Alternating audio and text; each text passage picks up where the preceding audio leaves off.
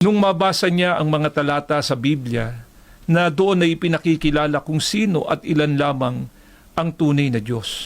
Kaya naghanap sila kung aling reliyon ang nagtuturo at naninindigan na iisa lang ang tunay na Diyos. Nakita nila at nabasa nila sa mga online post ng Iglesia ni Cristo, sa mga official website nito, na ang Iglesia ni Cristo ay naninindigan na iisa lamang ang tunay na Diyos ang Ama, wala siyang tatlong persona. Well, kung yun ba ang batayan para magiging tunay na dahil nanindigan na ang Diyos ay walang tatlong persona, totoo ba itong sinabi ng ministro ni Felix Manalo na ang nag-iisang Diyos ay walang tatlong persona? Susuriin muna natin, mga kapatid. Kung totoo ba ito, batay mismo sa Biblia, ano ba ang persona? Anong pagkaiba sa Diyos at persona? Ating tatalakayin din yan batay sa teolohiya ng simbahang Katoliko. No? Totoo naman na monotheism. May iisang Diyos sa kalikasan. Sa kalikasan, essence and nature. So, ang Diyos ay iisa sa kalikasan. Iisa ang kaniyang pagka-Diyos. Ang kaniyang kapangyarihan. Ang kaniyang pagkawalang hanggan. At ang pagka-Diyos na likas sa kaniya. So, hindi tatlong Diyos. Pero, may tatlong persona. Mamaya ating tatalakayin yan. So, iisang Diyos lamang. Kaya nga, malinaw kung tingnan natin ang Deuteronomio, Kapitulo 6, versikulo 4, sa Hebreo, Shema Israel, Yahweh Elohe, Yahweh Ekad. Na sa Tagalog, pakinggan mo, O Israel, si Yahweh na ating Diyos, ang tanging Yahweh. Sa ibang salin, si Yahweh ay iisang Diyos. Ganon din ang mabasa natin sa Isaias Kapitulo 45, versikulo 5, na ang sabi ni Propeta Isaias, Ako si Yahweh, ako lamang ang Diyos at wala ng iba. Palalakasin kita kahit hindi mo ako nakilala. So, walang tutol, mga mahal na kapatid, na may iisang Diyos. Pero, ang tinututulan nitong iglesia ni Felix Manalo at iba pang mga siktang bago lang lumitaw sa mga modernong panahon, mga kapatid, na walang kaugnayan sa iglesyang tatag ng ating Panginoon Jesucristo, tutol sila na itong nag-iisang Diyos ay may tatlong persona na magkakaiba sa relasyon, hindi sa kalikasan, hindi sa essence, hindi sa nature. So, ang Diyos ay iisa sa kalikasan, ngunit tatlong persona. Mabasa ba yan sa Biblia? Yan, tatalakayin natin, mga kapatid, punto por punto. No? Dahil yun talaga ang tinututulan nila. Ang Diyos, iisang Diyos. Pero may tatlong persona magkaiba sa relasyon, hindi sa kalikasan. So, ang Diyos Ama, siya ang nagpasimula. Naglalaan. Siya ang pinanggagalingan. Ang Diyos Anak, ang salitang nagkatawang tao, Juan Kapitulo 1, versikulo 1, Juan Kapitulo 1, versikulo 14. Siya ang tagapamagitan, 1 Timoteo Kapitulo 2, versikulo 5, at tagapagligtas. Ang Espiritu Santo naman ay nagbibigay buhay, gumagabay, nananahan sa mga sumasampalataya. So, ang persona ay hindi ito katumbas ng tao, mga kapatid. Ang persona ay distinct identity, yun ay tinatawag na hypostasis. Distinct identity, hypostasis. So, ibig sabihin, sila'y magkaiba. Magkaiba sa pagkakilanlan, magkaiba sa tungkulin, at sa relasyon sa isa-isa. Ngunit, isa sa likas na pagka-Diyos. So, paano magkaiba ang Ama, Anak at Espiritu Santo? Alam naman natin sa Trinity na theology, ang Ama ay hindi ang Anak. Makita yan sa Juan Kapitulo 17:1. Pagkasabi ni Jesus ng mga pananalitang ito, tumingala siya sa langit at kaniyang sinabi, Ama, dumating na ang oras, parangalan mo na ang iyong anak upang parangalan ka niya. So dito, malinaw mga kapatid na ang Ama, hindi ang anak. Ang anak, hindi rin ang Ama. At ang Espiritu, hindi rin ang anak at hindi rin ang Ama. Kaya, kung tingnan natin ang Juan Kapitulo 14, versikulo 16. Ito ang sabi.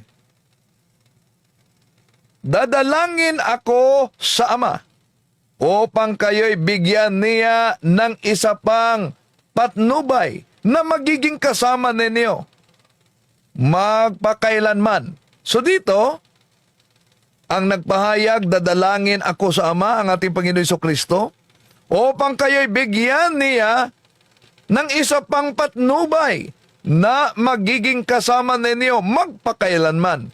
So, ang magbigay, ang Ama, at ang ibigay, ang Espiritu Santo. So, ang Espiritu, hindi ang Ama.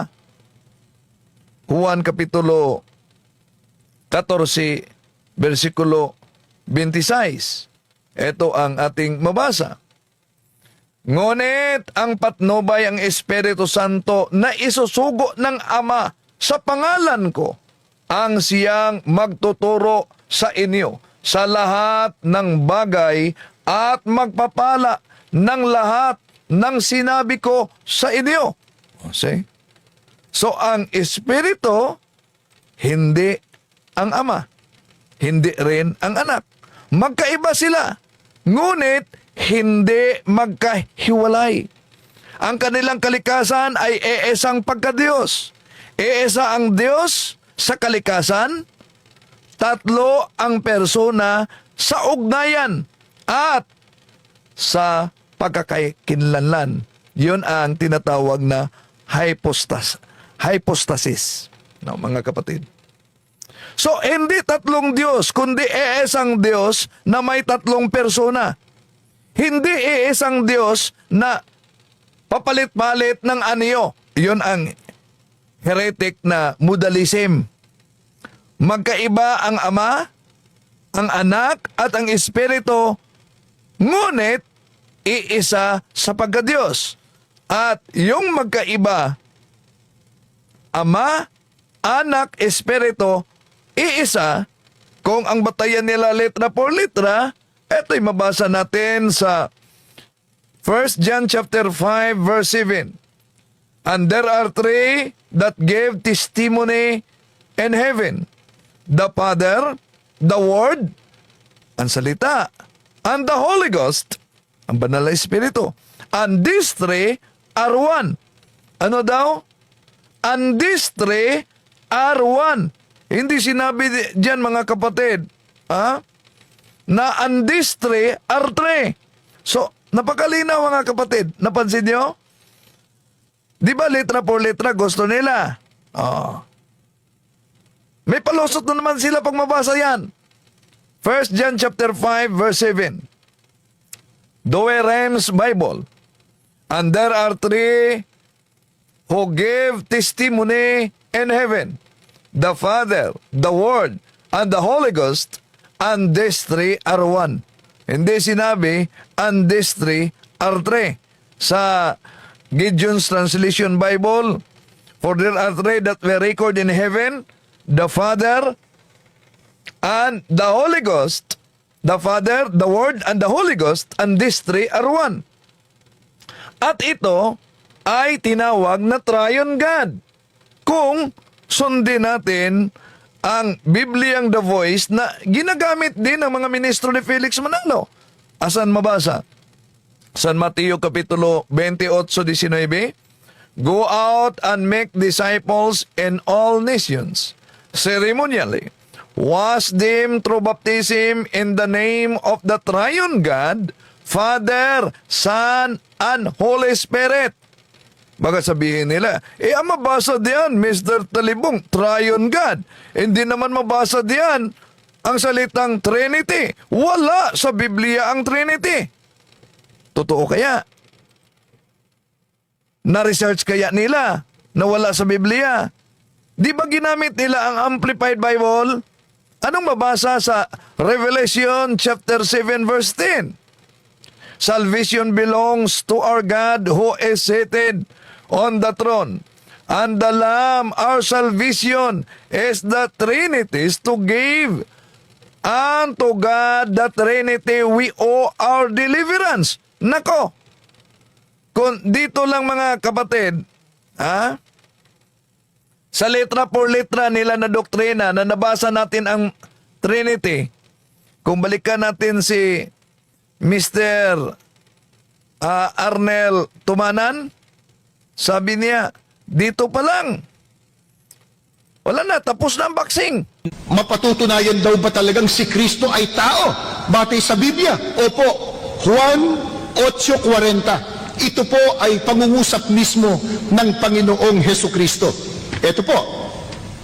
Ngunit, ngayoy pinagpipilitan ninyong patayin ako na isang taong nagsasalita sa inyo ng katotohanang narinig ko sa Diyos. Siguro naman, kumbaga, sa kasabihan nga nila, tapos na boxing dapat dito Oh, so tapos na ang boxing dapat umano diyan. Pero wala namang mabasa diyan na dahil inamin ng ating Panginoon Kristo siyang tao, hindi siya Diyos.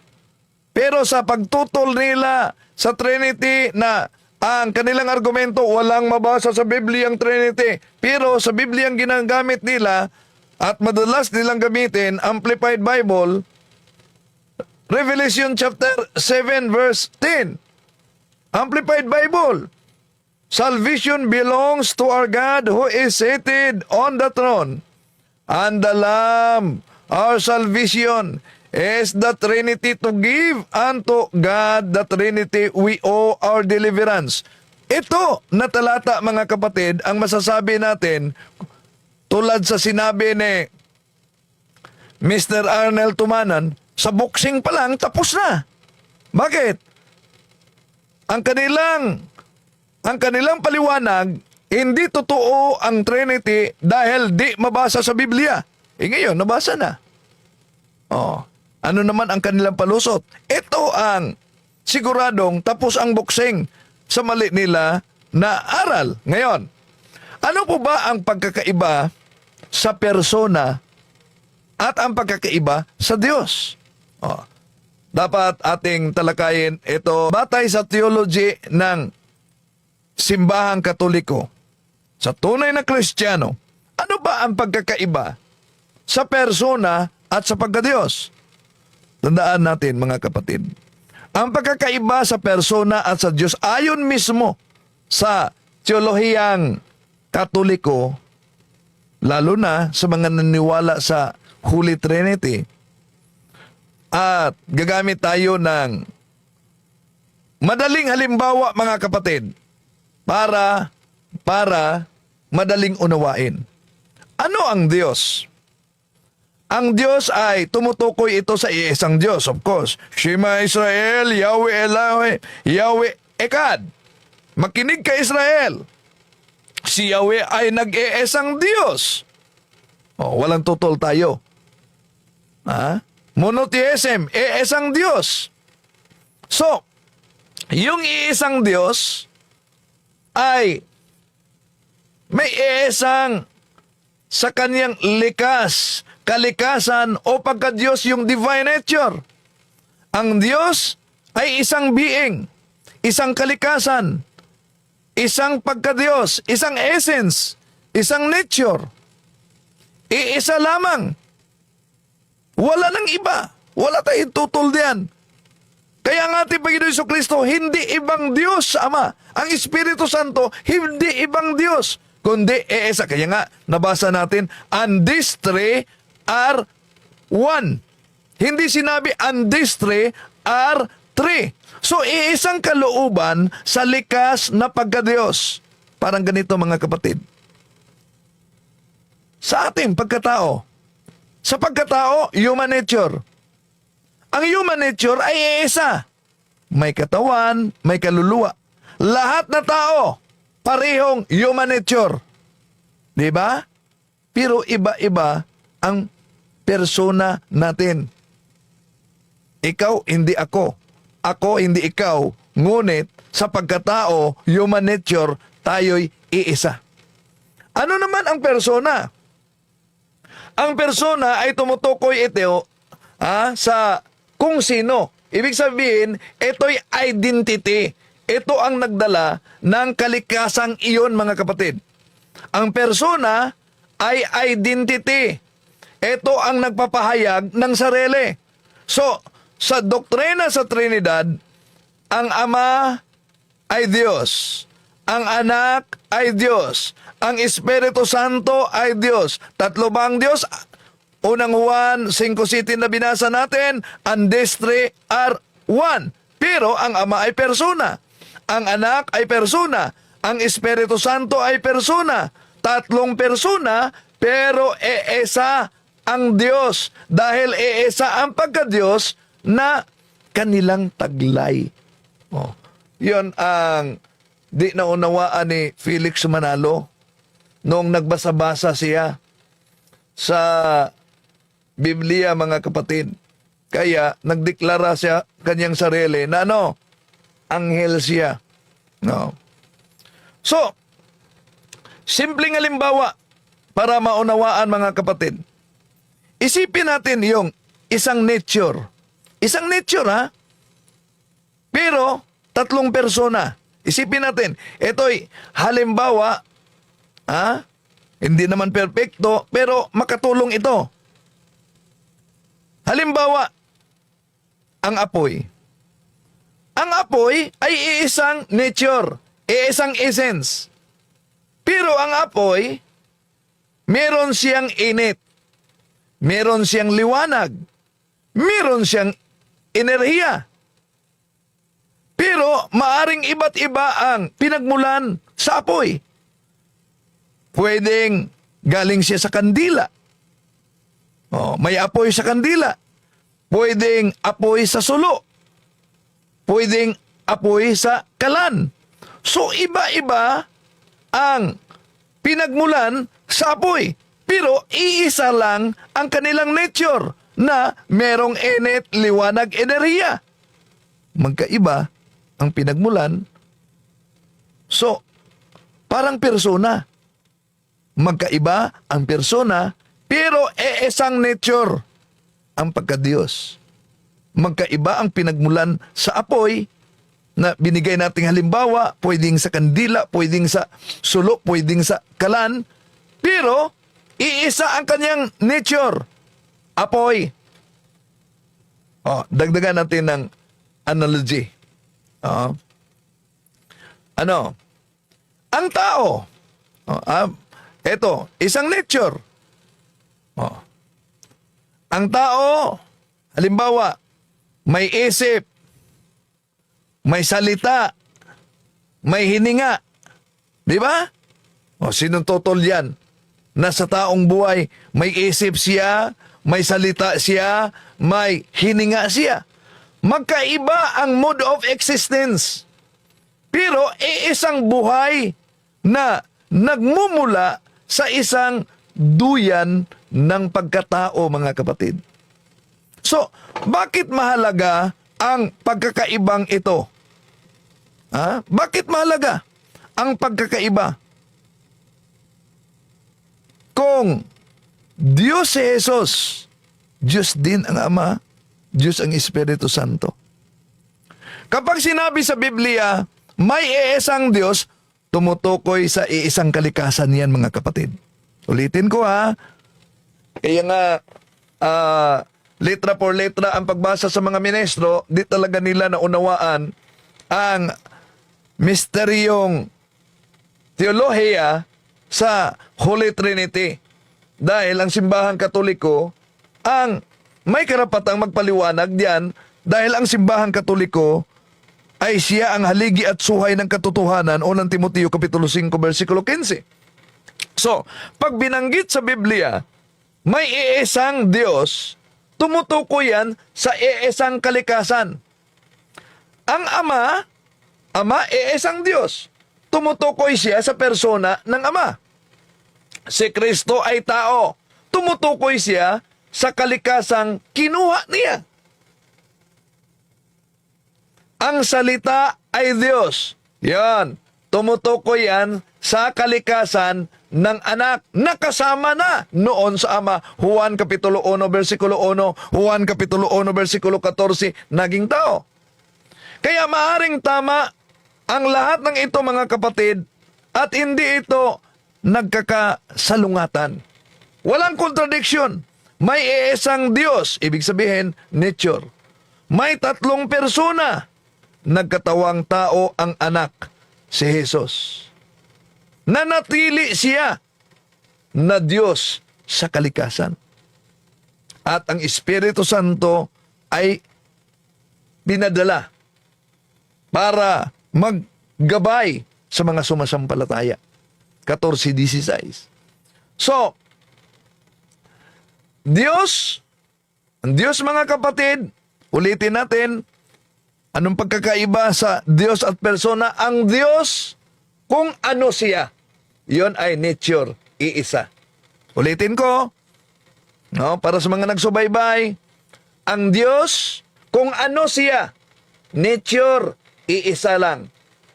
Persona, kung sino siya, identity, tatlo yan.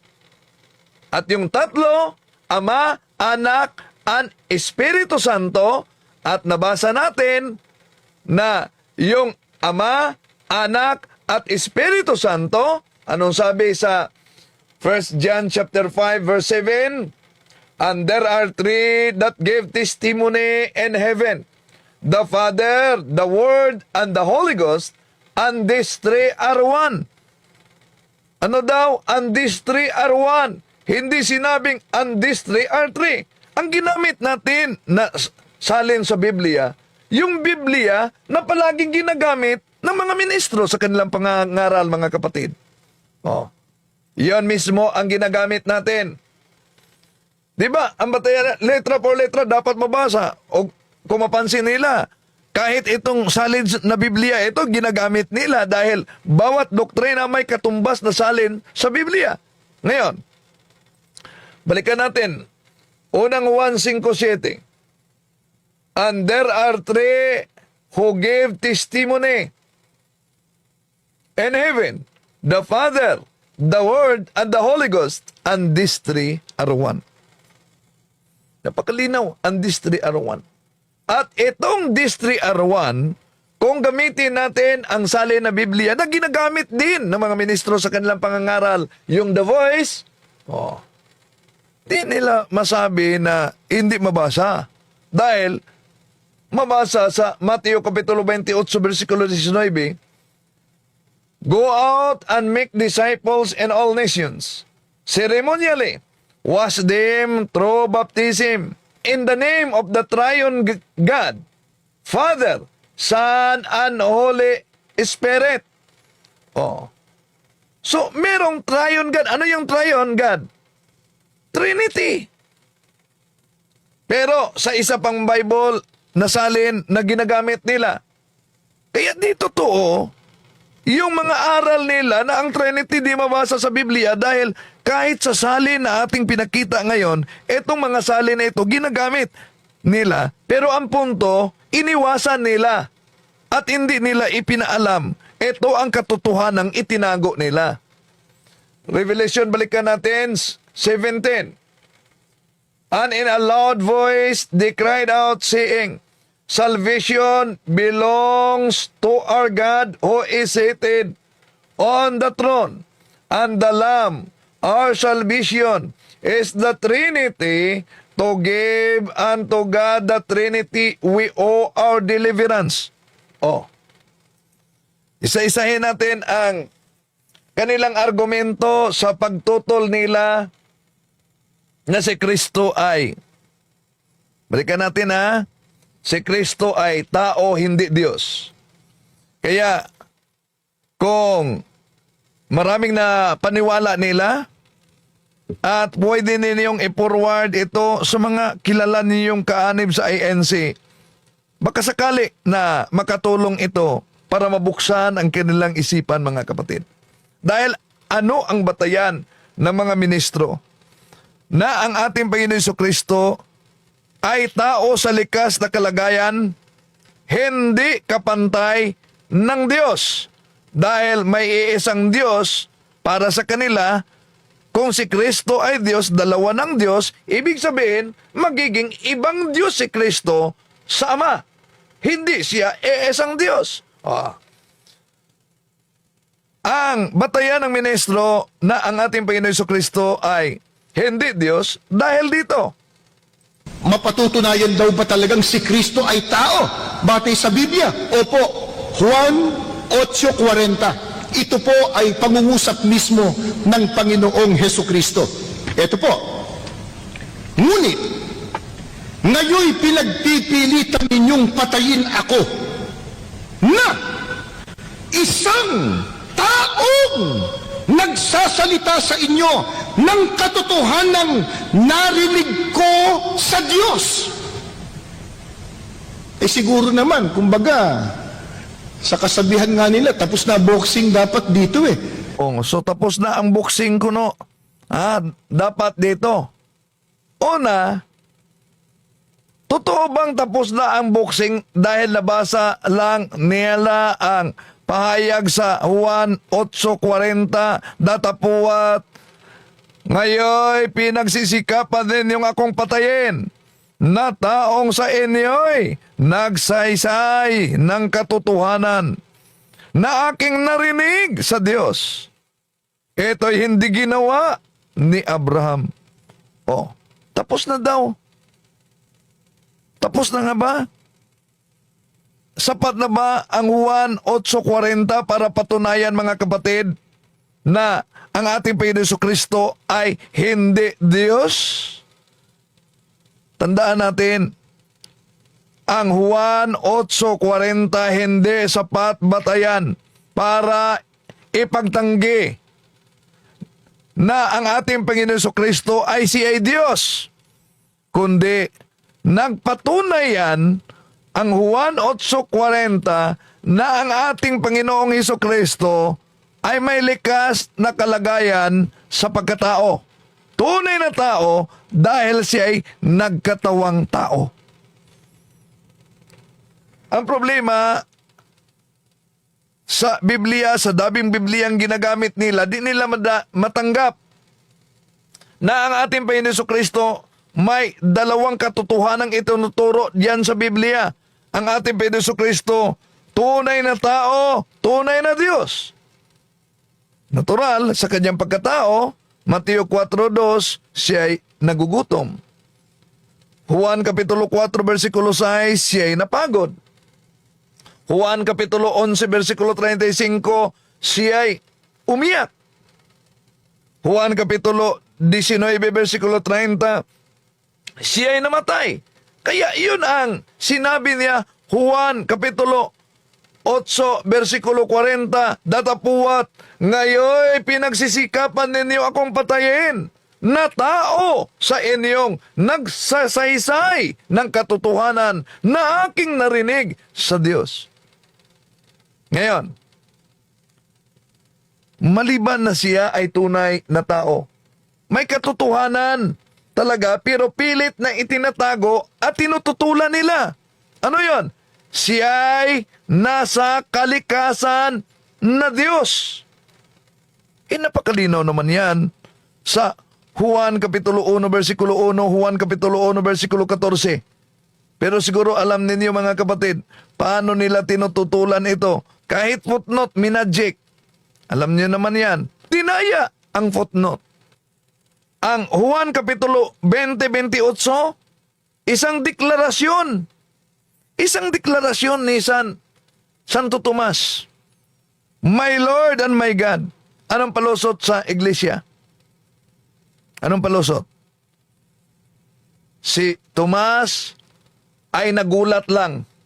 Para lang kanilang tutulan ang nakasulat. Natalakay na natin ito, Juan Kapitulo 20-28. Nagulat si Tomas sa kanyang pahayag daw, Panginoon ko at Diyos ko. Pero ano itong Filipos 2:6? Siya ay nasaan yung Diyos? Nagulat pa ba yan? Kolosas Kapitulo 2, versikulo 9. Sa kanya nananahan ang kapuspusan sa pagka-Diyos. O, nagulat pa ba yan? So kung tutuusin natin mga kapatid, ang salita, ang logos, ang verbo ay nagkatawang tao. Siya ay Diyos sa kalikasan. Ngunit, nagkatawang tao, yon ang tinatawag na incarnation. Ulitin ko, ang isang halimbawa, kung maalala ninyo, si dating Pangulong Rodrigo Duterte doon sa nangyaring digmaan doon sa Marawi, na nakita niyo, nakasuot siya ng uniforme ng sundalo. Anong punto dito?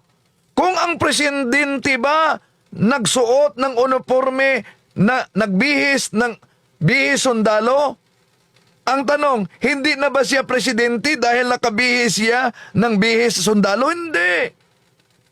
Presidente pa rin siya.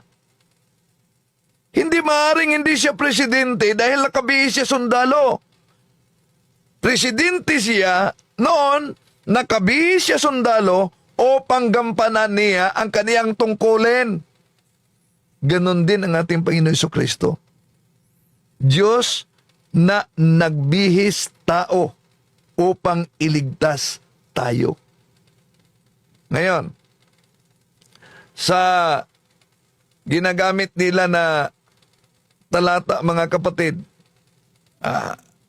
isa sa mga paborito nila, yung Oseas Kapitulo 11, versikulo 9. Ating sinagot na yan, no? Dahil sinagot natin yan sa mga nauna na uploaded video, nandiyan na. Pwede ninyo yung panoorin dahil pinagtagpi-tagpi kasi ng mga ministro. Halimbawa, ginamit nila ang Juan Kapitulo 8:40. So, may sagot diyan mga kapatid sa isang video uploaded na. Ang Juan Kapitulo 8:40, inaamin ni Jesus na siya ay tao. Pagkatapos itagpi-tagpi nila ang Oseas Kapitulo 11, versikulo 9, na ang Diyos ay hindi tao. So, dahil ang Diyos hindi tao, si Kristo ay tao, therefore, si Kristo ay hindi Diyos. Yun ang konklusyon nila. Pero, nauna natin na ipinaliwanag yan na ang Oseas 11:9 na ako ay Diyos, hindi tao, hindi ito tumutukoy sa ating Panginoong Hesus o sa doktrina ng incarnation, yung pagkakatawang tao sa Diyos. Ang konteksto sa Oseas Kapitulo 11, versikulo 9, iba. At yung ginagamit nilang Ezekiel Kapitulo 28:2, sinagot na din natin yan mga kapatid. Ibang talata yan. Yon ang ginagamit nila matapos nila ipagtagpi-tagpi ang Juan 8:40. Mapatutunayan daw ba talagang si Kristo ay tao? Batay sa Biblia? Opo. Juan 8:40. Ito po ay pangungusap mismo ng Panginoong Hesukristo. Ito po. Ngunit, ngayoy pinagpipilitan ninyong patayin ako na isang taong nagsasalita sa inyo ng katotohanan. Ayan, may pasigaw-sigaw pa, no? isang tao. At dinagdag ang Osias 11:9. Oseas 11:9 po. Pakinggan po ninyo. Hindi ko isasagawa ang kabangisan ng aking galit. Hindi ako babalik upang ipahamak ang Efraim, sapagkat ako'y Diyos at hindi tao. Ayan, ako'y Diyos at hindi tao. At idagdag din nila ang Ezekiel 28:2. Basahin po natin dito sa Ezekiel 28. Ang talata po ay 2. Ganito po ang itinuturo ng banal na kasulatan. Ito po, anak ng tao, sabihin mo sa prinsipe na sa Tiro, ganitong sabi ng Panginoong Diyos, sapagkat ang iyong puso ay nagmataas at iyong sinabi, ako'y Diyos. Ako'y nauupo sa upuan ng Diyos sa gitna ng mga dagat. Gayunman, ikaw ay tao at hindi Diyos. Ayan, ang pinagtagpi-tagpi nila mga kapatid, ikaw ay tao at hindi Diyos. Kaya kung sagutin natin ito, mapansin ninyo yung iba nagkukomento sa comment section, nagagalit. Huwag kayong magalit. Pakinggan nyo. Nasa inyo tanggapin nyo ang ating paliwanag o hindi. Dahil ating ituwid lang ang mali na unawa. Huwag kayong maging brainwash dahil ayon sa ministro ni Felix Manalo, ang brainwash. Alam niyo, madaling makilala yung brainwash eh. Pag sinabi pong brainwash, sarado ang isip, yung maling ginagawa nung kanyang tagapangaral o mangangaral, hindi niya makita. Yon ang brainwash. Yung mali ang ginagawa o mano sa kaniyang mga ngaral, hindi niya makita. Kaya, yung pagtagpi-tagpi nila sa Oseas Kapitulo 11, versikulo 9, na walang kaugnayan sa San Juan Kapitulo 8, versikulo 40, kumo ang ating Panginoon Jesucristo sinabi, ako ay tao, at Oseas Kapitulo 11, versikulo 9, ang Diyos ay di tao, therefore si Kristo ay hindi Diyos. Mali mga kapatid. Dahil si Kristo hindi tao na naging Diyos. Ulitin ko. Si Kristo hindi tao na naging Diyos. Siya ay Diyos na nagkatawang tao. Yon ang hypostatic union. Ang kaniyang pagka-Diyos, hindi ang kaniyang pagkatao. Ang kaniyang pagkatao, hindi ang kaniyang pagka-Diyos. Kundi ang kaniyang pagka-Diyos at ang kaniyang pagkatao ay isang banal na persona ni Jesus. Tulad na ang katawan ay hindi ang kaluluwa. Ang kaluluwa ay hindi ang katawan. Ngunit ang katawan at kaluluwa ay isang buhay na tao. Yan. Ang layo sa pinagtagpi-tagpi nila, Oseas 11:9. Pagkatapos dinagdag nilang Ezekiel 28:2. At ang Ezekiel Kapitulo 28:2, walang kaugnayan ito sa San Juan Kapitulo 8:40 dahil ito'y tumutukoy sa isang prinsipe ng Tiro. Yung pinuno na nagmamataas at nag-aangkin na siya ay Diyos. So ang layo. Yan ang kanilang pinagtagpi-tagpi mga kapatid. Oh. Ang pinagtagpi-tagpi nila na basta lang patunayan si Kristo ay hindi Diyos. Bakit? Malinaw yan, Contemporary English Bible. Anong mabasa sa Contemporary English Bible? Ito ang mabasa. Ito ginagamit din nila, Contemporary English Bible. Unang Timoteo Kapitulo 2, versikulo 5. There is only one God, and Christ Jesus is the only one who can bring us to God. Jesus was truly human, and He gave Himself to rescue to us. So, tingnan niyo. there is only one God. Pagkatapos sinabi, Jesus is the truly human. Pagkatapos ginamit nila contemporary English version. Ibig ba sabihin, pinaniniwalaan nila yung version na yan? Bakit? Dahil sa Philippians chapter 2 verse 6, ang mabasa, Christ was truly God, but He did not try to remain equal with God. So kung ating hihiramin ang argumento ng ministro ni Felix Manalo, iyon, sinabi nila mga kapatid na tapos na ang boxing. Dahil yung mga mabasa diyan sa Biblia na ginagamit nila mga kapatid, klarong-klaro na yun, giba ang kanilang aral. Yun ang katotohanan na pilit talaga nilang itatago. No, iniwasan nila yung mabasa sa talata na o sa salin na ginamit nila. So, ano po bang ibig sabihin itong ginagamit nilang Juan Kapitulo 17:3 na sinabi ni Jesus na pagpakilala sa Ama? Ibig po ba sabihin ang ating Panginoon Jesucristo ay hindi Diyos? Punta tayo sa argumento ng mga ministro ni Felix Manalo para tutulan na ang ating Panginoon Jesucristo ay Diyos. Ginagamit din nila ang banal na kasulatan. Ano?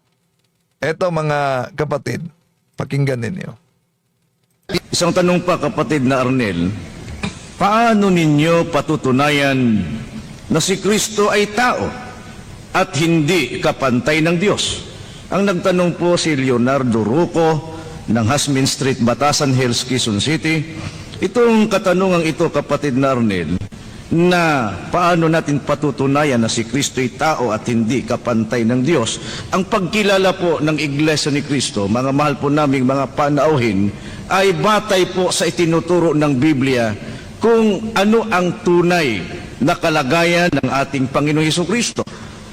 At ang ating Panginoong Jesucristo ayon po sa itinuturo ng Biblia, siya po ay anak ng Diyos. Una, ang argumento ng mga ministro ni Felix Manalo mga kapatid, basta anak ng Diyos, hindi Diyos anak. Mali. Wala tayong totoo na ang ating Panginoon Jesucristo ay anak ng Diyos. Pero totoo tayo sa kanilang argumento na hindi Diyos anak. Bakit? Napakalinaw naman sa Biblia na ginagamit nila mga kapatid. Alam nyo ba? Sa Biblia ang ginagamit nila, napakalinaw.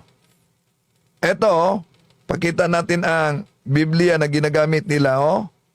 Eto. So, iyon ang Biblia na ginagamit ng mga ministro. Ang salita ng buhay. Ba't pinakita natin yan? Dahil ang kanilang aral, walang mabasa na Diyos anak daw. Pero, sa ginagamit nilang Biblia, ito ang mabasa sa Juan Kapitulo 1, versikulo 18. Wala pang nakakita sa Diyos, Ama, kahit kailan. Subalit, ipinakilala siya sa atin ng Diyos anak. Napakalinaw mga kapatid. Ipinakilala siya sa atin ng Diyos anak. No? Kaya naalala kong paliwanag tuloy sa isang kaanib ng Iglesia ni Cristo kaugnay dito, yung si Jafina. Ala sa atin ng Diyos anak. O say? Pinakilala ng Diyos anak. Hindi pabasa. Ano yung pinakilala ng Diyos anak? Ade, syempre, Diyos ama. Diyos ama, kasi anak siya eh. Di po ba critical thinking lang po, brother, ha? Pwede mo po akong sagutin. Kahit na hindi ako magaling sa Bible, sasagutin kita. Di niya napansin na yung kanyang pahayag, hindi yun aral ng INC inabniba niya. Bakit? Nasa kanilang Pasugo Magazine. Ang sa kanilang Pasugo Magazine, si Kristo'y anak ng Diyos, hindi Diyos anak. Pero inaamin dito ni Miss Javina, Diyos anak. Oh, pero walang aral ang INC diyan. So, kaya sa paggamit natin sa banal na kasulatan, mga kapatid, sa Biblia, na ginagamit nila, hiramin natin ang argumento ni Arnel Tumanan na ministro. Kung sa boxing umano, wala na, tapos na. Sinagot natin punto por punto yung kanilang mga argumento. Pero may mga nagagalit na nagkomento. Grabe, galit nila. Huwag kayong magalit. Oo. Pakinggan nyo na lamang. And then, panoorin ninyo. Nasa inyo kung tanggapin ba ninyo o hindi.